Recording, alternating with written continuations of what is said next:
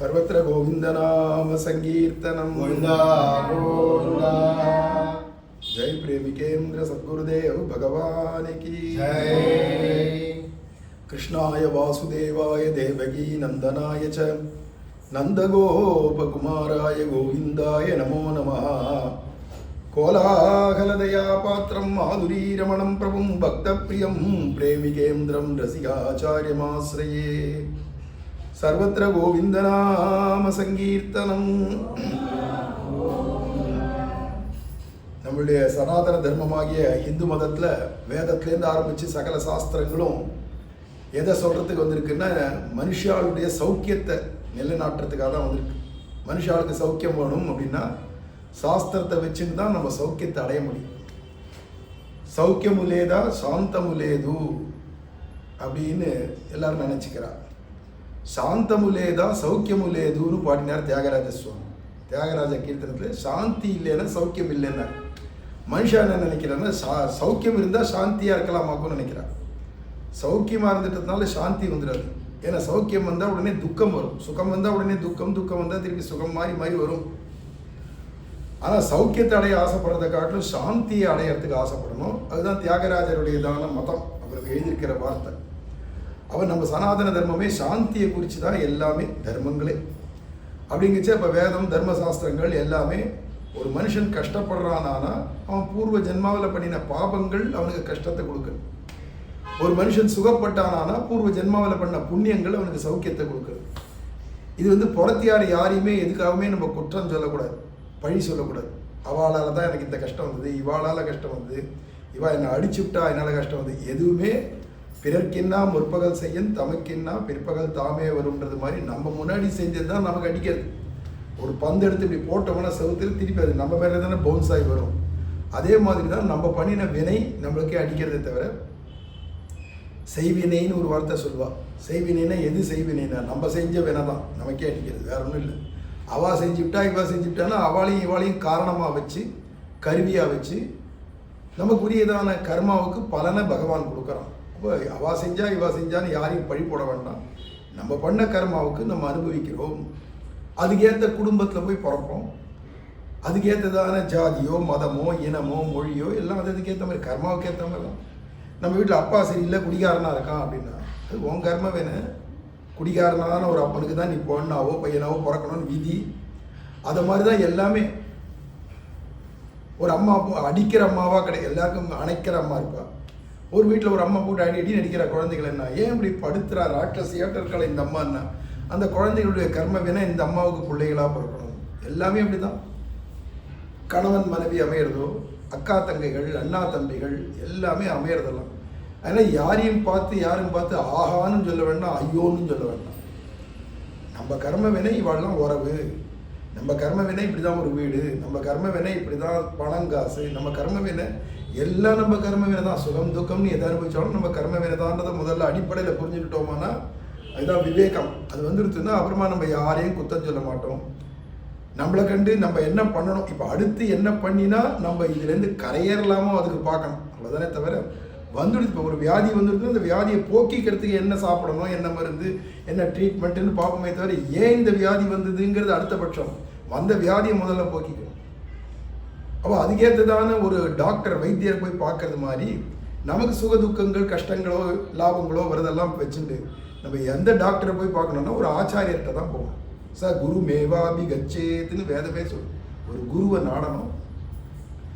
அவர் அந்த குருவாக இருக்கிறவர் உன்னுடைய நன்மைக்கு பேசுகிறவராக இருக்கணும். தன்னுடைய நன்மைக்காக அப்படின்னு மற்றவர்கிட்ட பேசக்கூடாது. அப்படிதான் ஒரு குரு இருக்கணும். செல்ஃபிஷாக இருந்தால் அந்த குருவால் பிரயோஜனம் இல்லை. நிஸ்வார்த்தமாக இருக்கணும், சுயநலம் இல்லாது. அப்போ உங்களுக்கு எது நன்மைன்னு சொல்லக்கூடிய ஒரு குரு கிடைச்சாருன்னா நமக்கு நன்மை ஏற்படும். அவர் தன்னுடைய நன்மைக்காக உங்களை பயன்படுத்தினாரானா அவர் சுயநல புலியாக இருக்கார், அவர் தன்னுடைய லாபத்தை பார்க்குறாருன்னு அர்த்தமே தவிர உங்களுக்காக இல்லை அப்படின்னு ஆகிடும். இப்போ நம்மளுடையதான லாபத்துக்கு ஏற்ற சொல்லக்கூடியதான ஒரு ஆச்சாரியர் குருநாதர்கிட்ட போய் எனக்கு இந்த மாதிரி கஷ்டங்கள் இருக்கே நான் என்ன பண்ணுறது அப்படின்னு கேட்கச்சே தான் அதை நிவர்த்தி பண்ணுறதுக்கு இதை தான் செய்யு சாஸ்திரத்தில் சொன்னதை எடுத்து சொல்லுவா. அப்படிங்கிறதுனால குருமேவாபி கச்சேது, குருவை நோக்கி போ. எப்படி ஒரு டாக்டர்கிட்ட போனால் இந்த மாதிரி வலிக்கிறது இல்லை, இந்த இடத்துல இந்த குத்துறது, இந்த இடத்துல சீ பிடிச்சா மாதிரி இருக்குது, என்ன பண்ணுறதுன்னு போனால் டாக்டர்கிட்ட கேட்டால் அவன் சொல்ல போகிறான். அடுத்து அவன் ட்ரீட்மெண்ட் கொடுக்க போகிறான். அதே மாதிரி தான் ஒரு ஆச்சாரியன்ட்ட போனால் நன்மைக்கு வேண்டியதுக்கு ஆச்சாரியன்ட்ட குருநாதர்கிட்ட தான் போகணும் அப்படிங்கிறச்சு எல்லா சாஸ்திரமே ராமாயணம் எடுத்தாலும் சரி, பாகவதம் எடுத்தாலும் சரி, எந்த ஒரு சாஸ்திரம் எடுத்தாலும் முதல்ல ஒரு குருநாதரை தேடி ஒரு சிஷ்யர் போய் கேள்வி கேட்கிறார். வால்மீகி நாரதரை பார்த்து கேள்வி கேட்கிறார். இதுதான் முதல்ல ராமாயணத்தில் ஆரம்பிக்கும். வால்மீகி சிஷ்யர், நாரதர் குரு. பாகவத புராணத்தை போனேன்னா சௌனகாதி பிரம்ம ரிஷிகள்லாம் சூத பௌராணிகர்கிட்ட கேள்வி கேட்டா. சூதர் அப்படிங்கிறவர் எல்லாத்துக்கும் பதில் சொன்னார். அதுதான் பாகவத புராணம் ஆரம்பம். இது மாதிரி பராசர மகர்ஷி கிட்ட போய் கேள்வி கேட்டார் வைசம்பாயனர் அப்படின்னு விஷ்ணு புராணம் சொல்றது. அப்போ என்னடான்னா ஒரு சிஷ்யன் ஒரு குருநாதர்கிட்ட போய் பிரश्னம் பண்ணுறான், கேள்வி கேட்குறான், அவர் பதில் சொல்றார். அதுதான் புராணங்களாவோ இதிகாசங்களாவோ வந்தது. ஜனமேஜயன் கேட்டான், வைசம்பாயனர் சொன்னார் மகாபாரதம். எல்லாம் ஒரு குருநாதர் சொல்றது தான் விஷயம்.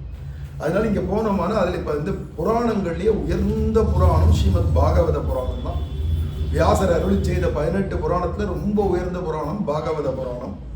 அந்த ஸ்ரீமத் பாகவதம், ஸ்ரீமத் பாகவதாக்கியோயம் பிரத்யக்ஷ கிருஷ்ண ஏவகி ஸ்வீகிருத்தோசி மயாநாதா முக்தியர்த்தம் பவசாகரே அப்படிங்கிறதுனால இந்த பாகவத புராணம் வேற, ராதையும் கிருஷ்ணனும் வேற இல்லை. ராதா கிருஷ்ணனே எழுத்து ரூபமாகவும் சப்த ரூபமாகவும் இருக்காது. ஒலி வடிவம் ஒளி வடிவம், சவுண்ட் அண்ட் லைட் அப்படின்னு 2 இருக்கு இல்லையா? அதில் சவுண்டாக இருக்கிறது தான் வேதமோ பாகவத புராணமோ எல்லாம் சவுண்டாக இருக்குது, ஒலி வடிவமாக இருக்குது. அதுவே வந்து ஒளி வடிவமாக இருக்குன்னா ஸ்ரீமன் நாராயணனாவோ அல்லது கிருஷ்ணனாகவோ ராமனாகவோ இருக்கு. இல்லை பகவானுடைய அந்த வேதம் வேற இல்லை, பகவான் நாராயணன் வேற இல்லை. அது மாதிரி பாகவதம் வேற இல்லை, கிருஷ்ணன் வேற இல்லை, ராமாயணம் வேற இல்லை, ராமர் வேற இல்லை. அப்படிங்கிறச்சே அந்த புராணங்கள்லேயே உயர்ந்த புராணம் ஸ்ரீமத் பாகவத புராணம். ஸ்ரீமத் பாகவதாக்கியோயம் பிரத்யக்ஷ கிருஷ்ண ஏவகி. இந்த புராணமே பிரத்யக்ஷமான கிருஷ்ணன் தான். அப்போ இந்த பாகவத புராணத்தில் மகாத்மியத்தை பாத்ம புராணத்தில் சொல்லிட்டு போறார் வியாசர். இந்த பாகவத புராணத்துக்கு என்ன மகிமை அப்படின்னு கேட்டால் பாத்ம புராணத்தில் விஸ்தாரமாக சொல்றார். அதில் இது வந்து உண்மையாக எதுக்காக இந்த பாகவத புராணம் தோன்றித்துன்னா நம்ம எல்லாருக்கும் மோட்சமான வைகுண்டத்தை கொடுக்கறதுக்கு தான் தோன்றித்து. திருப்பி திருப்பி பிறந்து செத்து இன்னைக்கு ஒரு சுகத்துக்காக நீ தெய்வத்துக்கிட்ட போய் நிந்தியானா அந்த சுகம் கிடைச்சிடும். நாளைக்கு அடுத்த சுகத்துக்கு திருப்பி போய் நிற்கணும். ஒவ்வொரு சுகத்துக்காக போய் நிற்கணும். அது மாதிரி ஒரு கஷ்டம் தொலையணும்னா பெருமாள்கிட்ட போய் நிற்கணும். திருப்பி அடுத்த கஷ்டம், அதுக்கு அடுத்த கஷ்டம்னு வந்துட்டே இருக்கு. ஒவ்வொரு தரத்துக்கும் போய் நிற்கிறது. டாக்டர்கிட்ட போயிடலாம். கை வலிச்சது இன்னைக்கு, அதுக்கு போய் ட்ரீட்மெண்ட் எடுத்துட்டு வந்தோம், அது சரியாக போயிடுது. அப்புறம் மூக்கு வலி ஆரம்பிச்சது, அதுக்குரிய டாக்டர்கிட்ட போனோம், மூக்கு வலி சரியாச்சு. அப்புறம் காது வலி ஆரம்பிச்சோம். இப்படி உடம்பு பூரா வந்துருக்கோம். அப்பப்போ ஒரு ட்ரீட்மெண்ட் எடுத்துகிட்டே இருக்கணும் அந்தந்த பார்ட்டுக்காக. ஆனால் இந்த பாவத்தை தொலைக்கிறதுக்கோ கஷ்டத்தை போக்குறதுக்கோ மொத்தத்துக்கு ஒரு வழி இருக்கு. அப்பப்போ ஒவ்வொரு கஷ்டத்துக்காக போய் நிற்க வேண்டாம். மொத்த சரணாகதி பண்ணிடுறது. என்னுடைய இகலோகத்திலையா இருக்கட்டும் பரலோகத்திலையா இருக்கட்டும் அட்டர் சரண்டர் ஆகிடுறது. இனிமே எனக்கு எது நடந்தாலும் உன் பொறுப்பு அப்படின்னு ஸ்ரீமன் நாராயணன்ட்ட நம்ம திருவேங்கடமுடையான சரணாகதி பண்ணுறது இருக்கு. சரணமுலே நம்மிதி நீ திவ்ய சரணமுலே நம்மிதி. பத்ராச்சல் ராமதாசர் ராமரை பார்த்து பாடுறார். உன் சரணத்தையே நம்பியாச்சுமே.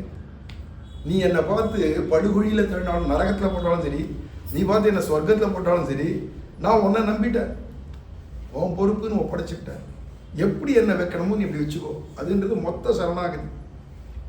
இது ஒரு ஆச்சாரியர் மூலமாக நம்ம சரணாகதி பண்ணிவிட்டோமானா எல்லாத்துக்கும் சேர்ந்து தான். வாழ்க்கையில் வரக்கூடிய கஷ்டங்கள் பெருசாக வரும்.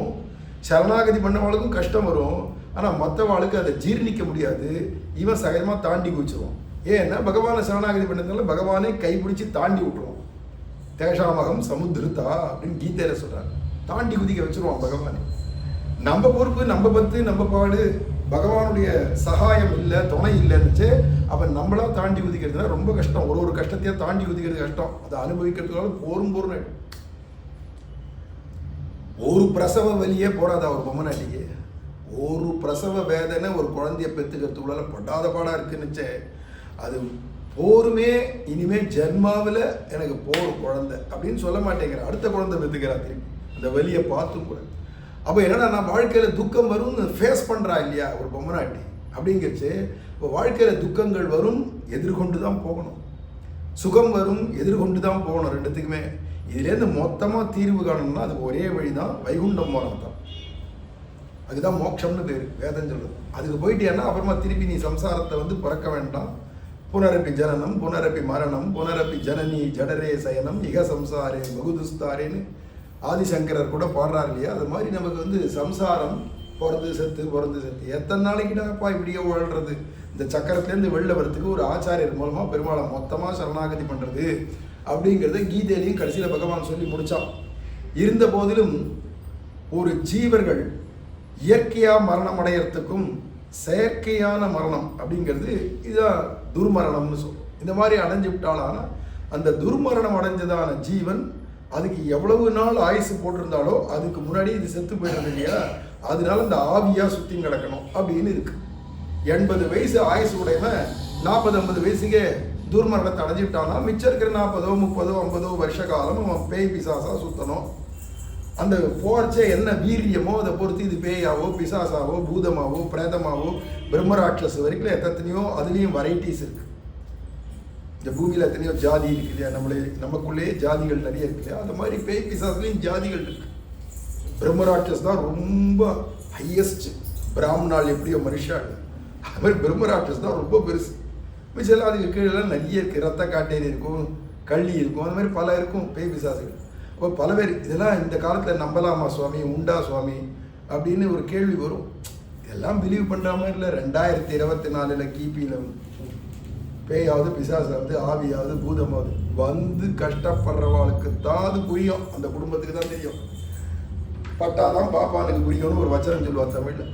யார் படுறாளோ அவனு அப்போ தான் ஒருத்தர் படுறான். நமக்கு அந்த பாடு வந்தால் தான் முதல்ல பார்த்து எல்லாம் கிடையாது சும்மா டூப் அப்படின்னு சொல்கிறவனுக்கு தனக்கு வந்தால் தான் புரியும். அங்கேருந்து மீனலட்சுமி வரா, எனக்கு ரொம்ப தலைவலி சுவாமி, தலைவலினா எப்படி இருக்கும்? கருப்பாக இருக்குமா, சிவப்பாக இருக்குமா? தலைவலினா குட்டையாக இருக்குமா, நெட்டையாக இருக்குமா? அதுக்கு மூக்கு இருக்கா, கண் இருக்கா? தலைவலினா என்ன அப்படின்னு கேட்டால் சொல்ல முடியுமா வாயை கொண்டு? எனக்கு தலைவலி வந்தால் தான் புரியும். என் தலைவலிக்கிறதே நான் சொல்ல இப்போ புரியுறதா நான் சொன்ன தலைவலி என்னன்னு அப்படின்னு அவன் என்ன கேட்போம். அது மாதிரி எங்கள் வீட்டில் பேய் பிசாசு வந்து எங்கள் வீட்டில் பிரச்சனை வந்தால் தான் எனக்கு அது புரியும். மற்ற வீட்டில் என்ன அது மாதிரி வந்தவா பல பேரை நம்ம பார்த்துருக்கிறதுனாலையும் என்ன பிரச்சனை பாடுபடுத்துறதுன்றதை பார்த்து இதெல்லாம் இருக்குது உலகத்தில். அது உண்மைதான். உனக்கு தெரியலன்ற வரைக்கும் நீ பொழைச்ச, உன் காத்துக்கு வராத வரைக்கும் நீ பொழைச்ச. எத்தனை பேர் வீட்டில் நடமாடுறதே பார்க்குறேன், பயங்கரமாக நடமாடுறதை பார்த்தே பயந்து போயிருக்கா எத்தனை பேர். இல்லை அதெல்லாம் உண்டு. அப்போ அந்த துர்மரணம் அடைஞ்ச ஜீவனை கரையேற்றுறதுக்கு என்ன வழின்னு கேட்கச்சு வியாசாச்சாரியார் பாத்ம புராணத்தை சொல்றார். ஸ்ரீமத் பாகவதத்தை சப்தாக பாராயணமாக பண்ணால் அந்த ஜீவன் கரையிடும். அது பேய் பிசாசாலையிற ஜீவனுக்கு மொத்தம் வைகுண்டமே கூட கிடச்சிடும். அப்படிங்கிறதுக்கு தான் இந்த பாராயணம் பண்ணுறது விசேஷம். அதை தவிர்த்து இது அதுக்கு தான் வந்ததுன்னு இல்லை. பாகவத புராணம் நமக்கு மோட்சத்தையே கொடுக்க வந்தது, வைகுண்டத்தையும் கொடுக்கும். அந்த பாகவத புராணம் நமக்கு பிரேம பக்தியும் கொடுக்கும். அந்த பாகவத புராணம் நமக்கு வேண்டிய ஆத்ம லாபங்கள் எல்லாமும் கொடுக்கும். உலக வாழ்க்கையில் வேண்டிய க்ஷேமத்தையும் கொடுக்கும்.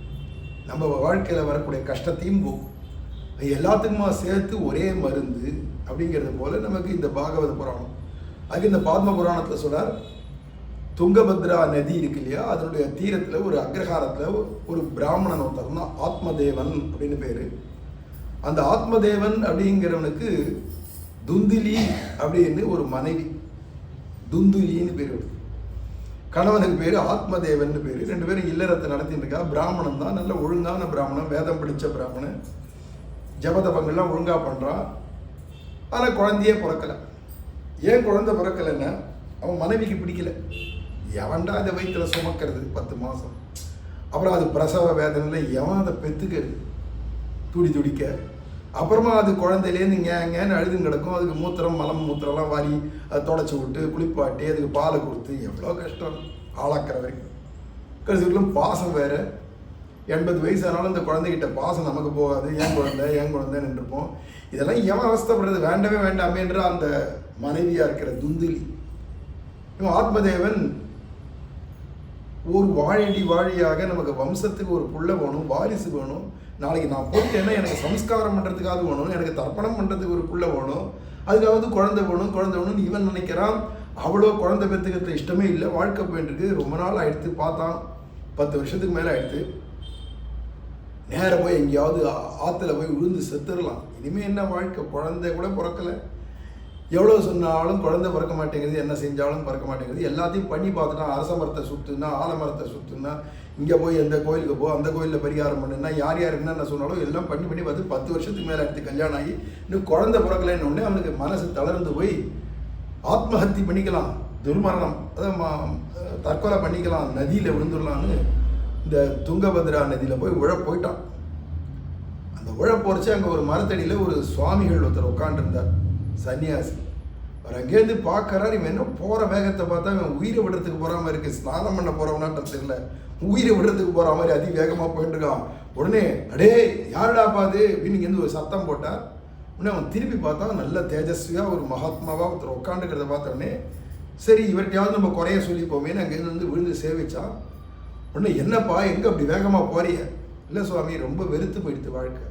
கல்யாணம் ஆகி 10 வருஷம் ஆகி கூட குழந்தை பிறகு நான் செய்யாத எந்த விதமான சாதனமும் இல்லை, எல்லாத்தையும் நான் செஞ்சுவிட்டேன், ஆனாலும் எனக்கு குழந்தை பிறக்கலை அப்படின்னா. உடனே அவர் சொன்னார், இதுக்கெல்லாம் ஒரு இருப்பா, அவசரப்பட. உடனே குழந்தை பிறக்கலை 10 வருஷன்றதுக்காக உயிரியா விட்டுருவா? இரு, உனக்கு குழந்தை இந்த ஜென்மாவில் எப்போ பிறக்கும், என்ன பிறக்கும், எல்லாத்தையும் நான் ஞான திருஷ்டியில் பார்த்து சொல்கிறேன் அப்படின்னு கொஞ்சம் அப்படி தியானம் பண்ணார். கொஞ்ச நேரம் கழிச்சு கண்ணை திறந்தார். அவனையே வெறிக்க பார்த்தார். அவனும் அப்பா நல்லதாக ஏதாவது சொல்ல மாட்டாரான்னு ஏங்கின்னு இருக்கான். இவர் கண்ணை திறந்த உடனே சொன்னார், இந்த ஜென்மாவில் மட்டும் இல்லைப்பா, இன்னும் 7 ஜென்மாவுக்கு உனக்கு குழந்தையே பிறக்காதுன்னு.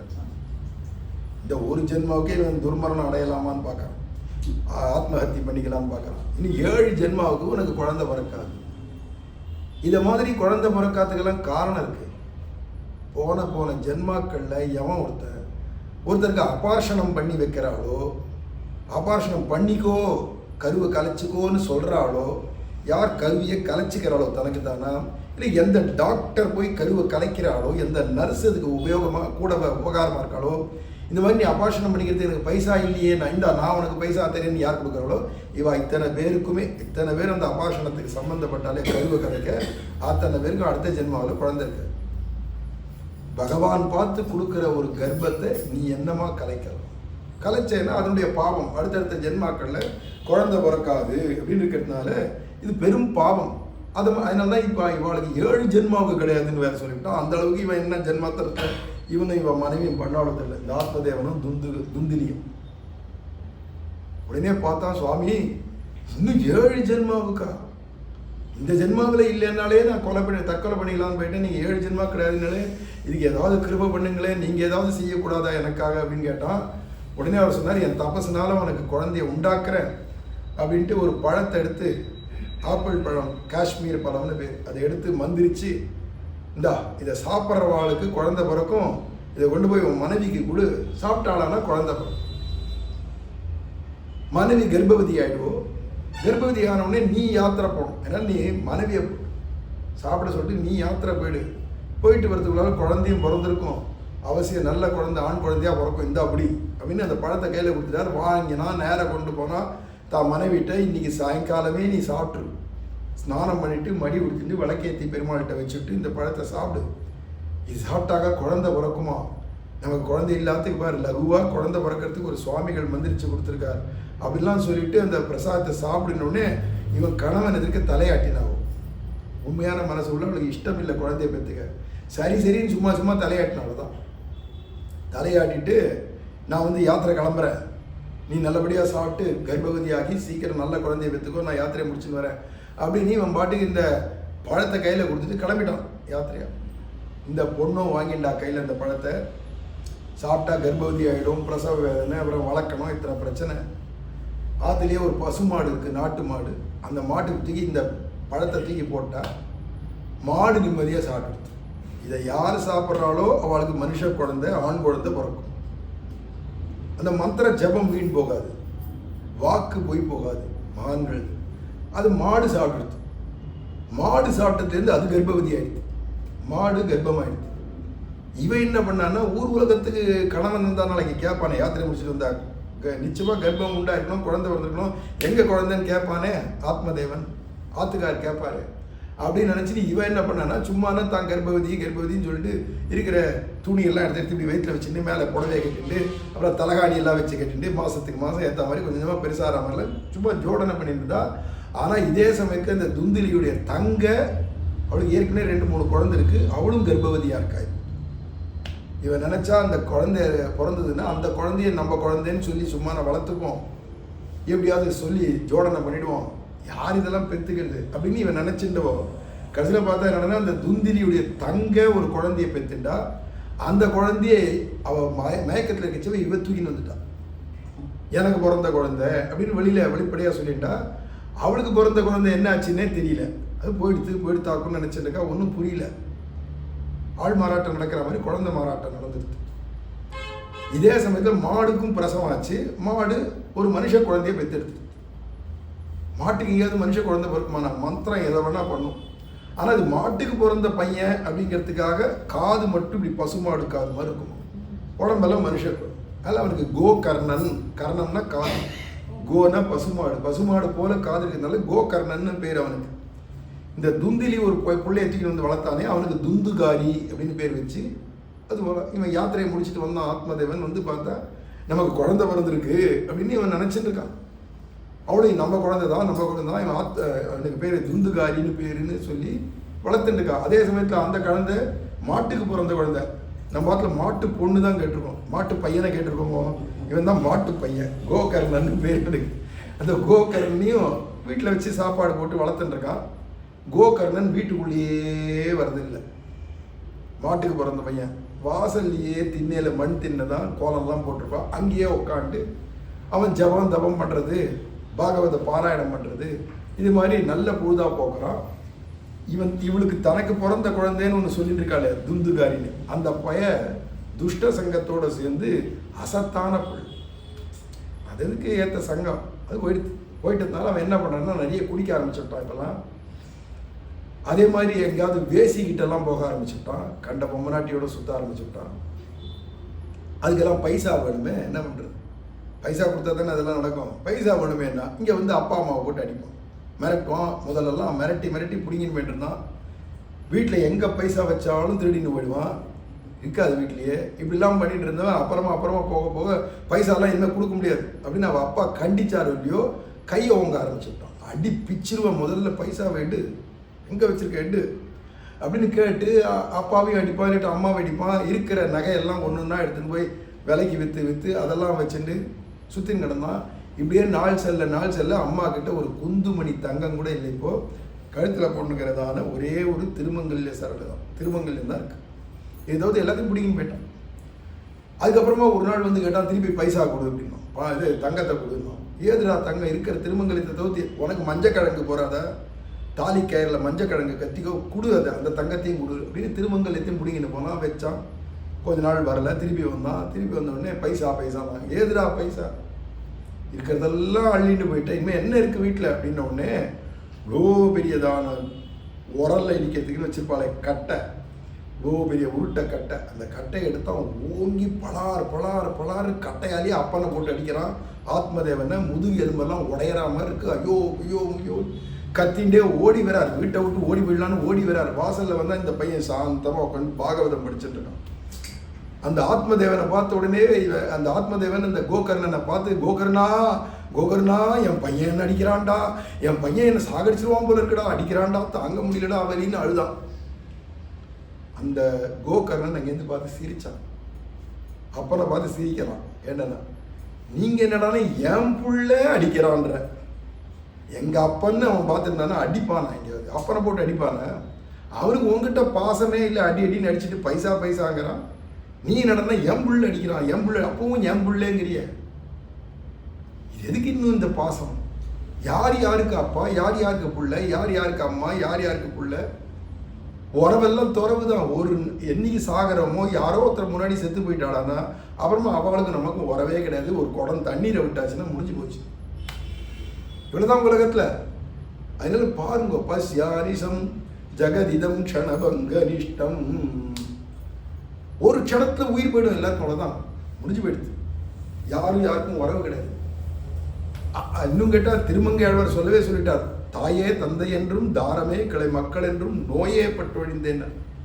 அம்மானு ஒரு வியாதி, அப்பான்னு ஒரு வியாதி, ஆத்துக்காரன்னு ஒரு வியாதி, ஆத்துக்காரின்னு ஒரு வியாதி, புள்ள குட்டிகள்னு ஒரு வியாதி, பேரம்பேத்திகள்னு ஒரு வியாதி, அண்ணன் தம்பிகள்னு ஒரு வியாதி, அக்கா தங்கைகள்னு ஒரு வியாதி, எல்லாம் வியாதி.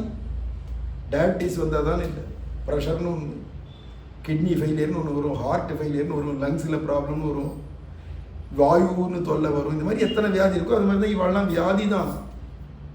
எல்லாரும் வியாதி தான். நமக்கு வியாதியிலேருந்து விலகினா எல்லாத்தையும் இதுலெல்லாம் அபிமானம் கூடாது. அதுக்குன்னு வீட்டை விட்டு ஓடி போ சன்னியாசத்துக்கு போன்னு சொல்லலை, வீட்டில் இருக்கணும்.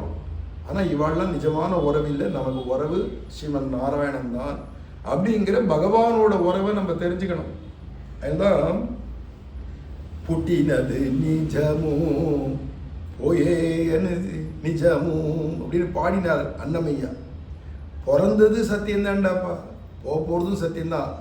நடுவில் நட்ட நடி நாடகமூ நாடி பதுக்கு நாடகமூ எல்லாம் நாடகம் தான். எல்லாரும் ஒருத்தர் hello how are you, how do you, எல்லாம் நாடகம் தான். அதுலேருந்து ஆரம்பித்து எல்லாம் நாடகம். இந்த ஃப்ளைட்டில் போச்சு ஏரோஸ்டர்ஸ்னு சில பேர் இருப்பாங்க. இப்போ டீக்காக ட்ரெஸ் பண்ணிட்டு அங்கேருந்து வர ஒரு பேசஞ்சரும் கழவனுக்கும் சரி, குமரனுக்கும் சரி, ஆம்பளைக்கும் சரி, பொம்பளைக்கும் சரி, hello sir, have are you, please welcome இப்படிலாம் சொல்லிட்டு மனசுக்குள்ளே திட்டின்னு இருக்கும் அந்த பொண்ணு. சே, கண்டவனுக்கு சலாம் போட வேண்டியதாக இருக்கு, இவன் கொடுக்குற 50,000 ரூபாய் 20,000 ரூபாய்க்கு அப்படின்னு மனசுக்குள்ளே வெறுத்துட்டே எப்படி அலோ அலோன்னு சிரிச்சு வரவேற்கிற மாதிரி வைக்கிறோம். அப்படி தான் பழகிட்டு இருக்கோம் நம்ம எல்லாருமே. ஒருத்தருக்கு ஒருத்தர் சிரிக்கிறோம், அலோங்கிறோம், அவ்வாரிங்கிறோம், இல்லை நீ சௌக்கியமா நான் சௌக்கியமான, எல்லாம் பொய். நீ இப்போ சௌக்கியமாக இருந்து எனக்கு என்ன ஆகணும், நீ கஷ்டப்பட்டா எனக்கு என்னாச்சு, நான் சௌக்கியமாக இருக்கேன், நான் பார்த்துக்கலாம். அப்படி தானே உலகத்தில் எல்லாரும் வாழ்ந்துட்டு இருக்கா. வெளிப்படையாக பார்க்கச்சா ரொம்ப அக்கறை மாதிரி பேசுவாளே தவிர யாருக்கும் யார்கிட்டையும் அக்கறை கிடையாது. நம்ம தப்பிச்சா போகணுண்டு, தப்பி தவிர அக்கறையை காண்பிச்சா கூட நாளைக்கு எனக்கு ஏதாவது அவள் நல்லது செய்வாளோன்னு நினச்சின்னு தான் இன்றைக்கி நம்ம செய்கிறோம். இப்படிதான் எதிர்பார்க்கறமே இல்லை. அதனால எதுவுமே உண்மை இல்லைப்பா. ஒரு பையன் அப்பனுக்கு உபதேசம் பண்ணுறான், இதெல்லாம் எதுவும் நிரந்தரம் இல்லை. தர்மம் பஜஸ்வ லோக தர்மானுனா, பாகவத தர்மப்படி பாகவதால் கோஷ்டியில் இல்லை ஒரு ஆச்சாரியர்கிட்ட போய் உட்காந்து நிம்மதியாக கைங்கரியம் பண்ணு. சேவா ரசாமகோ இத்தராம் பஸ்வ, ராத்திரி பகலும் அவள் சொல்லக்கூடிய பகவத் குணத்தை கேளு, பகவானை பற்றி கேளு, பகவானை பற்றி பாடு, பகவான்கிட்டயே சென்ற சிந்தையாக மனசு அதிலேயே வச்சுட்டு இந்த உலக விஷயத்திலே ஈடுபட்டு இருக்காத. தப்பிச்சு போகிறதுக்கு வழியை பாருங்கப்பா. திருப்பி திருப்பி எம்புள்ள அடிக்கிறான், எம்புள்ளன்னு எதுக்கு பாசத்தை வச்சுக்கிற? இந்த பாசத்தை விடுங்கோ, கிளம்புங்க, நீங்கள் நிம்மதியாக சத்சங்கம் நடந்தால் அங்கே ஓடுங்கோ அப்படின்னு இந்த பையன் கோகர்ணன் சொன்னானோ இல்லையோ, இப்போ இவனே நமக்கு குருன்னு தோணித்து. இவ்வளோ நல்லது உபதேசம் பண்ணு, தான் பிள்ளையே குரு நினச்சிட்டு சேவிச்சான், விழுந்து கை குவிச்சான். அப்பா கோகர்ணா, நல்லதை சொன்னியேடாப்பா, எனக்கு மனசுக்கு சாந்தியாக இருக்குது, இதை கேட்டோடனே நான் கிளம்புறேன்னா அப்படியே போயிட்டான். அப்பங்க எங்கே போனானே தெரியல. அவன் எங்கேயோ காட்டில் இருந்து நாராயண மந்திரத்தை ஜபம் பண்ணி வைகுண்டம் போய் சேர்ந்துவிட்டான். இந்த துந்துகாரி இருக்கானே, அவன் என்ன பண்ணான், அவன் அம்மாவை போட்டு அடிச்சடி 4 அடி மண்டையிலேயே அடித்தான், செத்து போயிட்டான். அப்படி ரத்தம் கொட்டி அங்கேயே செத்து போயிட்டான். அம்மாவை தூக்கி அவளுக்கு பண்ண வேண்டிய சம்ஸ்காரம் கூட பண்ண, அனாதை போன மாதிரி தூக்கி போட்டுவிட்டான். சாக்கடை ஓரமாக தூக்கி போட்டான். நாடுறது ஊரே அப்படி போட்டுவிட்டு போயிட்டான். தான் எந்தெந்த வேசிகள்கிட்டெல்லாம் போயிட்டு இருந்தானோ அந்த வேசிகளெல்லாம் வீட்டுக்குள்ளே கொண்டு வந்து வச்சுட்டு அவளோட கும்மாளம் அடிச்சுருக்கான் வீட்டுக்குள்ளேயே. பக்கத்தில் அக்கம் பக்கத்தில் இருக்கிறவங்களும் பிராமண அழைச்சி பார்த்துன்னு சும்மா வரப்பா எல்லாரும் கண்டிச்சா எதை பண்ணியும் அவன் கேட்கறதா இல்லை. கடைசியில் ஒரு வழியாக அவள்லாம் என்ன பண்ணான்னா, இவன் அப்போ இனிமேல் திருடி கொண்டு வரான், கொள்ளை அடித்து கொண்டு வரான், பைசா கொடுத்தா தானே அவள் சுகம் கொடுப்பான். திருடி கொண்டு வந்தான், எல்லாம் பண்ணான். கடைசியில் என்னன்னா அவள்லாம் பார்த்தா இவன் நிச்சயமாக ராஜ தண்டனையில் ஜெயிலுக்கு போவான். இவனோட கூட உடந்தையாக இருக்கிறதால நம்மளையும் சேர்த்து ஜெயிலில் போட்டுருவான் ராஜா. அதனால் என்ன பண்ணலான்னா, ராத்திரியோட 12 மணிக்கு மேலே இவனை படுத்து தூங்க செய்வே, இவனை கத்தியால் 4-5 வேசிகளுமா சேர்ந்து குத்தி அவனை கொலை பண்ணி அந்த துந்துகாரியை வீட்டுக்கிழியே புதைச்சி விட்டு, அப்புறம் எங்கள் வீட்டுக்காரர் போயிட்டாருன்னு சும்மா கத்துன்னு கோன்னு ஓலம் விட்டு அழுது கடைசியில் இருக்கிற பைசாவெல்லாம் 4 பேருமா பிரிச்சுன்னு ஓடி போயிட்டான் வேசிகள். இவன் என்ன ஆனானே தெரியாதபடி வெட்டி கொலை பண்ணி கீழே போட்டான், புதைச்சி விட்டான். இதெல்லாம் சகஜ உலகங்கள், ஊர் உலகங்களே அப்படி தான் நிறைய நடக்குது. அந்த மாதிரி மனையை பார்த்து நம்ம வீடை வாங்கிடுவோம். அப்புறம் அது அத்தனை பிரச்சனையும் நமக்கு தான் வந்து நிற்கும். வீட்டு மனை வாங்குறதுக்கு முன்னாடி, வீடு வாங்குறதுக்கு முன்னாடிலாம் இதெல்லாம் பார்க்கணும். பொதுவாக சொந்தமாக வாங்குறதுக்கு முன்னாடி.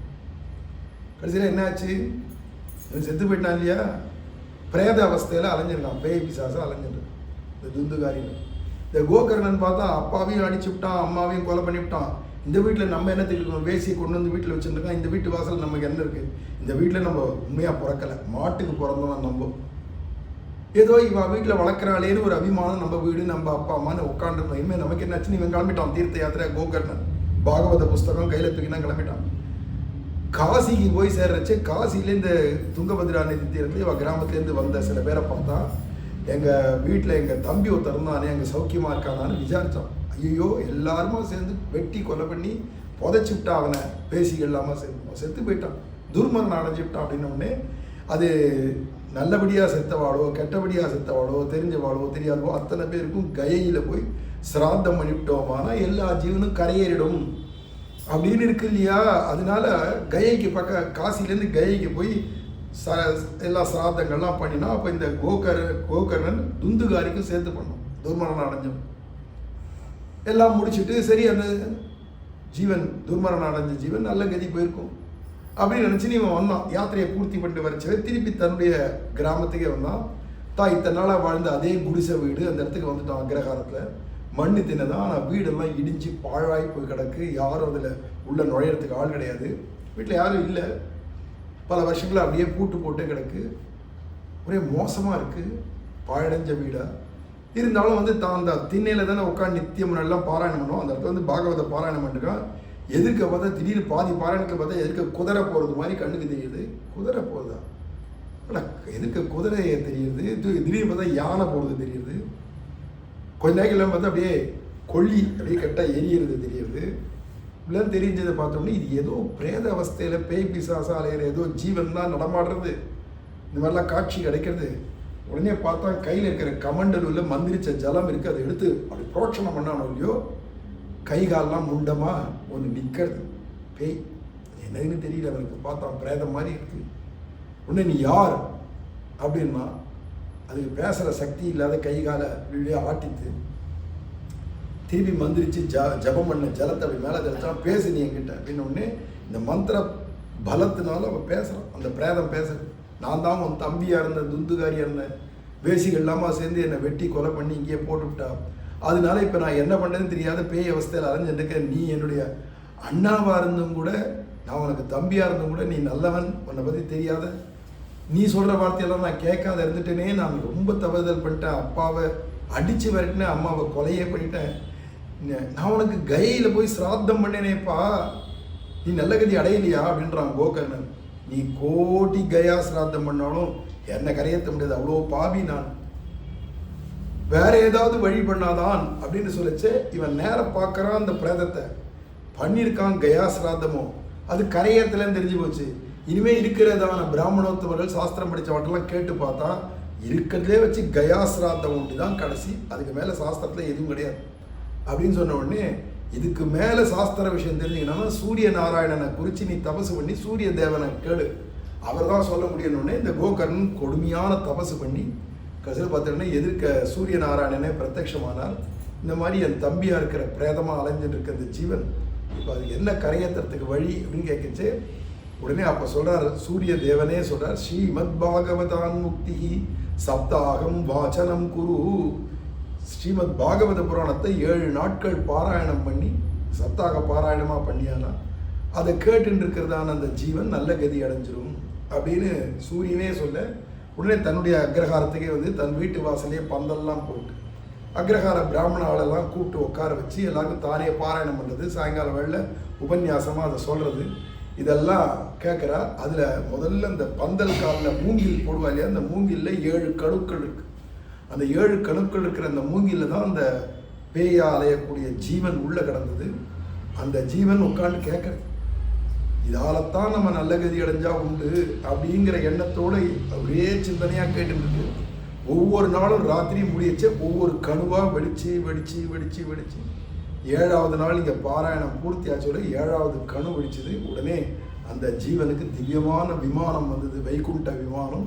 இந்த ஜீவன் பிரேதமாக இருந்தது பேய் பிசாசம், அந்த ரூபத்தை விட்டு திவ்யமான ரூபத்தை எடுத்துட்டு நல்ல மாலைகள்லாம் போட்டுட்டு பட்டு பீதாம்பரெல்லாம் உடுத்திட்டு அந்த விமானத்தில் ஏறி கிளம்புறதை பார்த்தோன்னே உடனே இங்கே கேட்குறான் கோகர்ணன், யாரோ தெரியல ஒரு பெரியவர் இந்த விமானத்தில் ஏறி போகிறாரு, நீங்கள் யார் பெரியவரே அப்படின்னு ஒன்றும் தெரியாத மாதிரி கேட்டான் கோகர்ணன். உடனே அந்த ஜீவன் சொத்து, நான் தான் உன் தம்பியாக இருந்தவன், மகா பாபி, துர்மரணம் அடைஞ்சு பேய் பிசாசு அலைஞ்சிட்டு இருந்தேன். ஆனால் நீ பண்ணின பாகவத சப்தாக பாராயணத்தால் எனக்கு அடுத்து நல்ல பிறவி கிடைச்சா போறோம்னு நினச்சேன். கிடைச்சா பிறவியே இல்லாத வைகுண்டமே போகிறேன் உன்னுடைய கிருபையினால அப்படின்னு அந்த ஜீவன் சொல்லிகிட்டே போக, உடனே அங்கே விஷ்ணு பார்ஷதர்கள்லாம் கூட்டின்னு போகிறா இந்த ஜீவனை. அவளை பார்த்து கேட்டான், இத்தனை பேர் பாராயணம் பண்ணிச்சோ உபன்யாசம் பண்ணிச்சோ கேட்டா, பண்ணினவனே நான் தான் பாராயணம் உபன்யாசம்லாம், எங்களுக்கெல்லாம் வைகுண்டம் இல்லை, அந்த ஜீவன் மட்டும் ஸ்பெஷலாக கூட்டிகிட்டு போகிறீங்களே, அதுக்கு மட்டும் என்ன ஸ்பெஷல்? இப்போ நாங்கள்லாம் கேட்டோமே சொன்னோமே, எங்களுக்கு கிடையாதான்.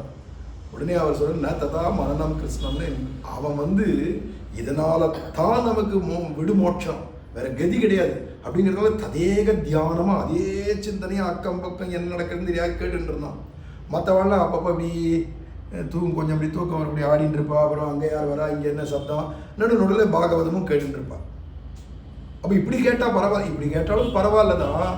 ஆனால் கேட்ட உடனே 7வது நாள் முடிஞ்ச உடனே கேட்டவா எல்லாரும் போயிடுவா, உயிர் போயிடும் அப்படின்னு தான். ஒருத்தர் கூட பாகவத சப்தாகமே நடத்தவும் மாட்டான், கேட்கவும் மாட்டான். இன்றைக்கே உயிர் போயிடும், முடிஞ்ச அன்றைக்கே உயிர் போயிடுன்னா எவன் 7வது நாள் உயிர் போயிடணும். என்னைக்கு உயிர் போகிறதோ அது 7 நாள் மணி கூப்பிட்டு விடுறவா சப்தாக வச்சுக்கலாமா. அதனால் என்னடா, மற்ற கேட்ட வாழ்க்கைலாம் என்னைக்கு நிஜமாக உயிர் போகிறதோ அன்னைக்கு வைகுண்டம். யார் ஒருத்தர் இதை கேட்டு முடிச்ச உடனே அப்படியே வைகுண்டம் போயிடணும் அப்படிங்கிற அதே சிந்தனையில் யார் கேட்குற அளவுக்கு அதிக தியானமோ அவளுக்கு 7வது நாளே முடிஞ்ச உடனே வைகுண்டம் கிடச்சிரும். அவன் அப்படி கேட்டான் அந்த ஜீவன் எல்லாம், அவனுக்கு இன்றைக்கே வைகுண்டம். நீங்கள்லாம் இன்னும் கொஞ்ச நாள் பூமியில் இருந்து இன்னும் பல சப்தாகங்கள் கேளுங்களேன், கேளுங்கோ, பாராயணம் பண்ணுங்கோ, அப்புறமா நீங்கள் எல்லாமும் சேரலாம் இன்னும் விஷ்ணு பார்ஷதா சொல்ல. உடனே சந்தோஷமாக அந்த ஜீவனும் வைகுண்டம் போச்சு. கோகர்ணன் சந்தோஷப்பட்டான். அதுலேருந்து கிராமமாக போய் இந்த பாகவத புராணத்தை பாராயண சப்தாகம் பண்ணிட்டு இருந்தான். அப்புறம் அவனும் வைகுண்டம் போய் சேர்ந்தான்னு பாத்ம புராணத்தில் பாகவத புராணம் மகாத்மியத்தை பற்றி வியாசர் சொல்கிறார். அதனால் எந்த துர்மரணம் எங்கே அடைஞ்சாலும் அந்த ஜீவனுக்கு ஒரே பரிகாரம் தான். நீ கயாசிராதம் பண்ண கூட கரையேறாத ஜீவர்கள் கூட இதில் தான் கரையேறுவான்னு இருக்கிறதுனால தான் பாகவத சப்தாகம் தான் ரொம்ப முக்கியமானது. எப்பேற்பட்ட துர்மரணம் அடைஞ்ச ஜீவனையும் வைகுண்டத்துக்கே அடைய வச்சிரும் அப்படிங்கிற விசேஷம். மேலே நாளைக்கு 2வது நாள் பாராயணத்தும் போது பாராயணத்தில் என்னென்ன வருதோ அதை நாளைக்கு சொல்கிறேன். நீங்கள் மகாத்மியம் தான் சொல்கிறேன், நாளைக்கு அதை சொல்கிறேன். கோபிகா ஜீவன ஸ்மரணம் ஜெய் பிரேமிகேந்திர சத்குருதேவ் பகவானிக்கு ராமானுஜா ராமானுஜா ராமானுஜா ராமானுஜா ராமானுஜா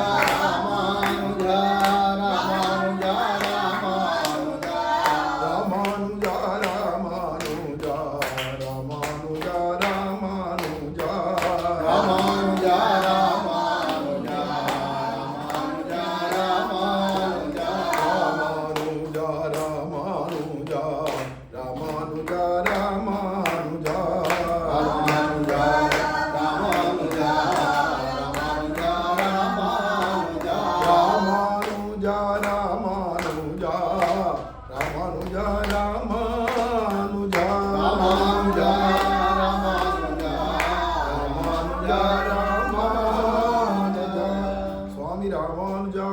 भगवान की गोविंद नाम संकीर्तनम